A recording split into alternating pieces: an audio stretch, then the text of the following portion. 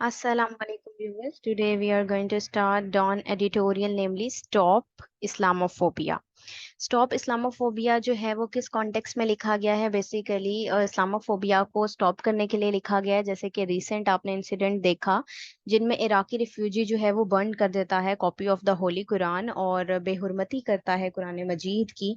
तो बेसिकली इसमें ये आपको बताने की कोशिश की जाएगी कि किस तरह से फ्रीडम ऑफ स्पीच और मलिशियस एक्शन के अंदर डिफरेंस करने की ज़रूरत है। फ्रीडम ऑफ स्पीच के नाम पर किसी के भी मजहब को निशाना बनाना ये सही चीज़ नहीं है, चाहे वो कोई भी मजहब है। और जो इस्लाम के हवाले से वेस्टर्न पर्सपेक्टिव है, यानी वेस्टर्न जो है वो आइडियोलॉजी पाई जाती है, मिस इंटरप्रिटेशन है इस्लाम के हवाले से, मुसलमानों के हवाले से ये जो इस्लामोफोबिया फैला दिया गया है, इसको जो है वो इसको ख़त्म करने की ज़रूरत है, बल्कि इसको दुरुस्त करने की ज़रूरत है कि लोगों को ये चीज़ बताई जाए कि फ्रीडम ऑफ स्पीच एक चीज बिल्कुल अलग थलग है, और उसको इस मिलिशियस एक्शन के साथ जोड़ देना कि ये भी एक फ्रीडम ऑफ स्पीच है, ये कहाँ का फ्रीडम ऑफ स्पीच हुआ? ठीक है। तो इस हवाले से जो है वो इस्लामोफोबिया के पे लिखा गया है। हम इसको स्टार्ट करते हैं और साथ ही साथ इसको क्रिटिकली भी देखते जाएंगे। It is not impossible to distinguish between freedom of speech and malicious actions calculated to insult and offend. ठीक है। अब वो साथ ही साथ यहाँ पर ये बता रहे हैं ना कि ये भी इम्पॉसिबल है कि डिस्टिंग्विश जो है वो इम्पॉसिबल ये नहीं है, मतलब कि डिस्टिंग्विश की ना नहीं किया जा सकता। मतलब वहां पर जो अगर आप स्वीडन में देखें तो कहा जाता है जी फ्रीडम ऑफ स्पीच है, लेकिन क्या फ्रीडम ऑफ स्पीच और इस मलिशियस एक्शन जो है इसके अंदर डिफरेंस नहीं? क्या ये बदनीयती पर मबनी जो इनके एक्शंस हैं इस पर इसमें डिफरेंस हमें देखने को नहीं मिलता? बिल्कुल मिलता है। ठीक है, लेकिन यहाँ पर हम देख सकते हैं कि बिल्कुल डिफरेंस मिलता है, हम इसको देख सकते हैं। And it should be clear, और इसे मुकम्मल तौर पर वाकई ही क्लियर होना चाहिए, specially to the western world. खसूसी तौर पर किसमें? वेस्टर्न जो वर्ल्ड है ना, जो मगरबी दुनिया है, उन्होंने जो पर्सपेक्टिव बनाया हुआ है उनके हवाले से ये चीज बिल्कुल क्लियर हो जानी चाहिए that the desecration of the holy Quran comes under the second category. और जो डिसेक्रेशन की गई यानी कि बेहुरमती की गई कुरान मजीद की, वो सेकंड कैटेगरी में आती है। यानी इसको हम फ्रीडम ऑफ स्पीच नहीं बल्कि मिलिशियस एक्शन ही कहेंगे, जो बदनीयती पर मबनी एक्शन था, जो जानबूझकर किया गया, उस कैटेगरी के अंदर ये चीज आती है। The appealing incident where an Iraqi refugee burned a copy of the Holy Quran outside a mosque in the Swedish capital। ठीक है। अब ये जो अपेलिंग, ये खौफनाक, ये जो घटिया इंसिडेंट जो हमने देखा कि एक इराकी रिफ्यूजी है, वो कॉपी ऑफ होली कुरान को जलाता है स्वीडिश कैपिटल के बाहर जो मॉस्क है वहां पर, is not the first of its kind. तो यहाँ पर वो बता रहे हैं राइटर कि ये उनमें से कोई पहली दफा होने वाला वाकया नहीं है, nor is it likely to be the last, ना ही हम इसको कह सकते हैं कि आखिरी है ये, अनलेस जब तक western nations go beyond the usual condemnation and pass and enforce strict laws to deter those whose hate-filled narrative against the world's 1.8 billion Muslim continues to be fanned by the lethargy of governments। ठीक है। जब तक, unless का मतलब होता है जब तक ये नेशनल नेशंस जो हैं वो बियॉन्ड नहीं सोचेंगी, मुजम्मत नहीं करेंगी इस चीज की, और स्ट्रिक्ट लॉज नहीं लगाएंगी कि ये जो हेटर्ड वाले जो नैरेटिव्स बिल्ड किए जाते हैं ना मुसलमानों के खिलाफ, जो मिस इंटरप्रिटेशन की जा रही है, इसको डेटर करने के लिए, ठीक है, कोई स्ट्रिक्ट लॉज नहीं जब तक वहां पर कोई गवर्नमेंट एनफोर्स करवाएगी, तो तब तक जो है वो दुनिया के अंदर इसी तरह से 1.9 बिलियन, जैसे इन्होंने डाटा बताया, मुसलमान कंटिन्यूसली इस चीज का सामना कर रहे हैं, लिथार्जी देख रहे हैं, ठीक है, सुस्ती देखी जा रही है गवर्नमेंट की तरफ से, क्योंकि गवर्नमेंट की तरफ से किसी किस्म के कोई स्ट्रिक्ट लॉज नहीं है, सिर्फ और सिर्फ जस्ट मुजम्मत ही कर ली जाती है ऊपर ऊपर से। ठीक है, कोई लॉज नहीं मौजूद। A similar incident took place in स्टॉकहोलम इन जनवरी। अब हम जनवरी में देखें तो सेम इंसिडेंट ही वहां पर भी स्टॉकहोलम में पेश आया, when a politicians from the far right desecrated the Quran in front of the Turkish embassy। जहां पर तुर्की जो एम्बेसी आई हुई थी उसके सामने एक जो पॉलिटिशियन होता है वो कुरान मजीद की बेहुरमती करता है, an act for which he received a mere rap on the knuckles when the Swedish PM described it as deeply disrespectful। लेकिन इसके एक्ट में कोई स्ट्रिक्ट रूल्स फॉलो नहीं किए जाते, बल्कि उसको हल्का सा हिट ही किया जाता है, उसकी हाथों पर, उसकी नकल्स पर मारा जाता है। ठीक है। और कह दिया जाता है कि ये बहुत बड़ी जो है वो डिसरिस्पेक्ट उसकी हो गई है, इस तरह डिस्क्राइब कर दिया जाता है, जबकि उसकी सजा तो कुछ और होनी चाहिए थी। Preceding this description was his assertion, और साथ ही साथ वो क्या assertion देते हैं, but what is legal is not necessarily appropriate।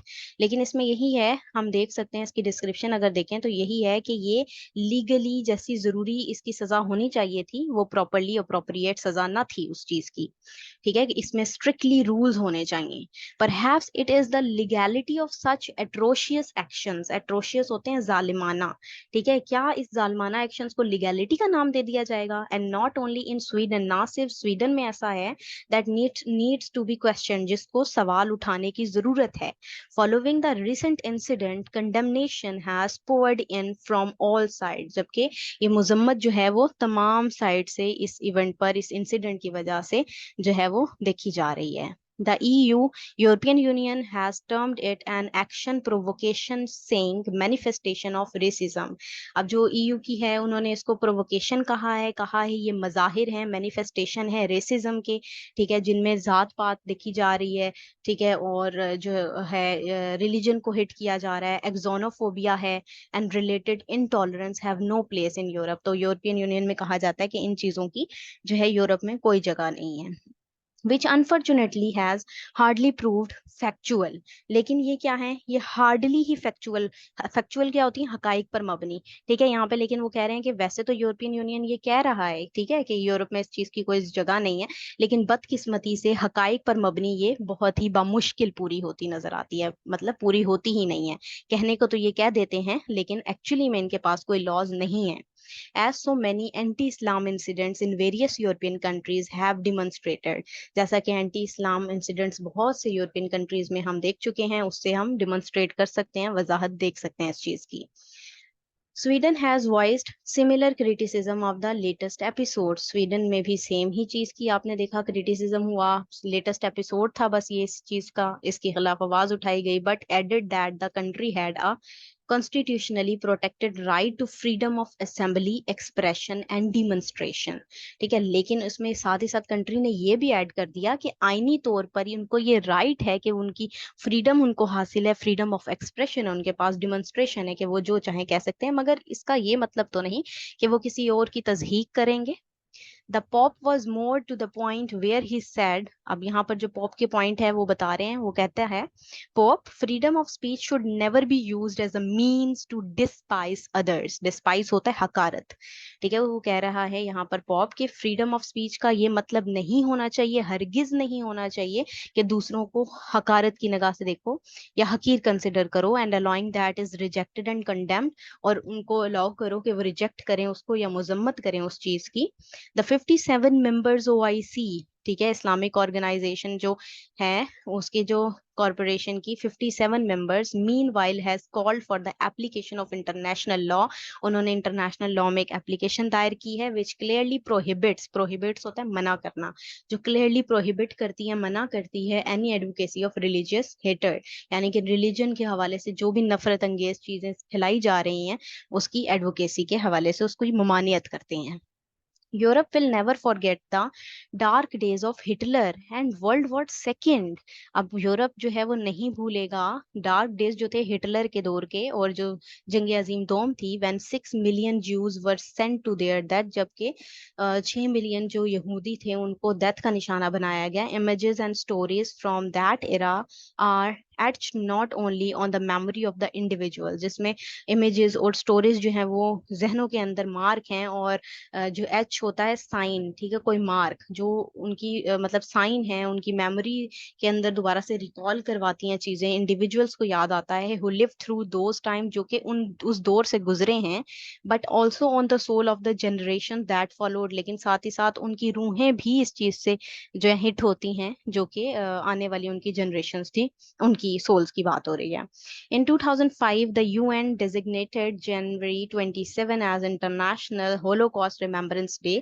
अब 27 जनवरी को UN 2005 में इंटरनेशनल हॉलोकॉस्ट रिमेम्बरेंस डे जो है वो मनाया जाता है। ठीक है, several European countries have laws that criminalized Holocaust denial. ठीक है, अब several जो यूरोपियन कंट्रीज हैं वो डिनाई करते हैं, मना करते हैं, मुमानियत करते हैं होलोकॉस्ट ना हो. The world today is going down a similar path of hate. तो आज भी दुनिया सेम ही पाथ पर चल रही है. जब यहूदियों के लिए ये डे मनाया जाता है तो मुसलमानों के खिलाफ मिस इंटरप्रिटेशन क्यों, ये बेसिकली इसमें कहा जा रहा है. ठीक है, तो वो कह रहे हैं आज भी दुनिया सेम रास्ते पर चल चुकी है, नफरत के रास्ते पर against ethnic and religious communities, जो कि एथनिसिटी और अखलाकियात और मजहबी कम्युनिटीज के दरमियान जो है वो बढ़ चुकी है, अगेंस्ट माइनॉरिटीज, माइनॉरिटी के हकूक के खिलाफ है, अगेंस्ट द अदर्स और तमाम के खिलाफ है. It was this venom, venom है ये जहर है, स्प्यूड. ठीक है, स्प्यूड ये ऐसा जहर है जो निकल रहा है ऑन द मुस्लिम वर्ल्ड, दुनिया मुसलमानों के खिलाफ निकल रहा है. That led the UN to designate March 15 as the International Day to Combat Islamophobia, जिनमें 15 मार्च को हम देख सकते हैं कि उन डे मनाया गया जो कॉम्बेट कर रहा था इस्लामोफोबिया से. Just as Europe and countries outside it, Europe की तरह दूसरे कंट्रीज से बाहर भी सीक टू कर्ब, कर्ब होता है रोकना, एंटीसेमिटिज्म, एंटीसेमिटिज्म यहूद दुश्मनी को रोकने के लिए किया जा रहा है. They should deploy all including legal means to stop the march of Islamophobia before it's too late. तो यहाँ पर हमें इस इस्लामोफोबिया को रोकना होगा इससे पहले कि बहुत देर हो जाए. जो मिस इंटरप्रिटेशन मुसलमानों के खिलाफ, इस्लाम के खिलाफ फैलाई जा रही है, उसे रोकने की शदीद जरूरत है. ठीक है, इसी कॉन्टेक्स्ट में लिखा गया है कि स्टॉप करें इस इस्लामोफोबिया के वेनम को, कि ये और मजीद ना फैले मुसलमानों के खिलाफ, मुसलमानों की दुनिया के खिलाफ. ठीक है जी, ये था इसका एनालिसिस. अगर आप लोगों को ये पसंद आया है तो काइंडली इसको लाइक कीजिएगा, शेयर कीजिएगा. Thank you very much. Allah Hafiz.